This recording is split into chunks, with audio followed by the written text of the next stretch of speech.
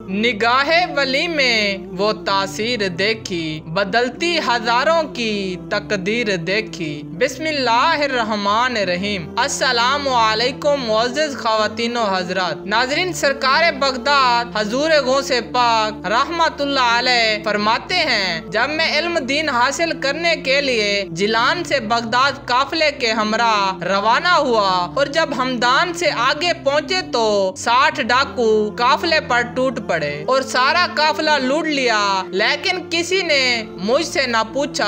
एक डाकू मेरे पास आकर पूछने लगा, ऐ लड़के, तुम्हारे पास भी कुछ है? मैंने जवाब में कहा, हाँ। डाकू ने कहा, क्या है? मैंने कहा 40 दिनार। इसने पूछा, कहाँ है? मैंने कहा, कपड़े के नीचे। डाकू को आप रहमतुल्लाह अलैह की बात मजाक लगी, वो चल दिया। इसके बाद दूसरा डाकू आया और उसने भी इसी तरह के सवालात किए और मैंने यही जवाबात उसको भी दिए और वो भी इसी तरह मजाक समझते हुए चल बना। जब सब डाकू अपने सरदार के पास जमा हुए तो उन्होंने अपने सरदार को मेरे बारे में बताया तो मुझे वहाँ बुला लिया गया और वो माल की तकसीम करने में मसरूफ थे। डाकुओं का सरदार मुझसे मुखातिब हुआ, तुम्हारे पास क्या है? मैंने कहा 40 दिनार हैं। डाकू के सरदार ने डाकुओं को हुक्म देते हुए कहा, इसकी तलाशी लो। तलाशी लेने पर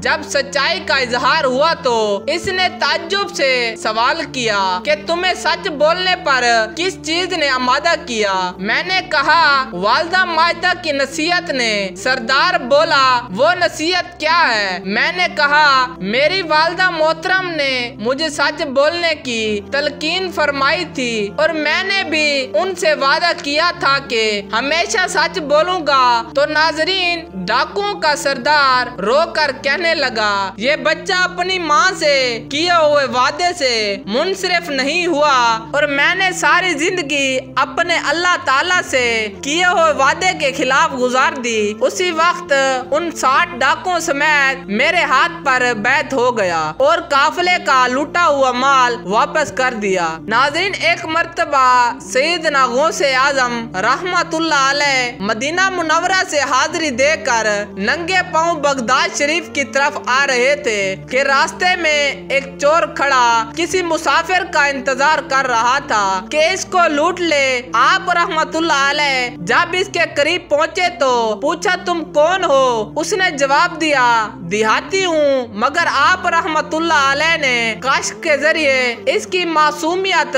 और बद किरदारी को लिखा हुआ देख लिया और इस चोर के दिल में ख्याल आया, शायद ये गौसे आजम रहमतुल्लाह अलैह है। आप रहमतुल्लाह अलैह को इसके दिल में पैदा होने वाले ख्याल का इल्म हो गया तो आप रहमतुल्लाह अलैह ने फरमाया, मैं अब्दुल कादिर हूँ। तो वो चोर सुनते ही फौरन आप रहमतुल्लाह अलैह के मुबारक कदमों पर गिर पड़ा और उसकी जबान पर, या सैयदी अब्दुल कादरी शैलिल्लाही, ऐ मेरे सरदार अब्दुल कादिर, मेरे हाल पर रहम फरमाइए, जारी हो गया। आपको इसकी हालत पर रहम आ गया और इसकी इस्लाह के लिए बारगाह इलाही में मुतवज्जा हुए तो गैब से नदा आई, ऐ गौसे आजम, इस चोर को सीधा रास्ता दिखा दो और हिदायत की तरफ रहनुमाई फरमाते हुए इसे कुतुब बना दो। चुनाचा आप रहमतुल्लाह अलैह की निगाह फैज रसाई से वो कुतुब के दर्जे पर फैज हो गया। सुभान अल्लाह।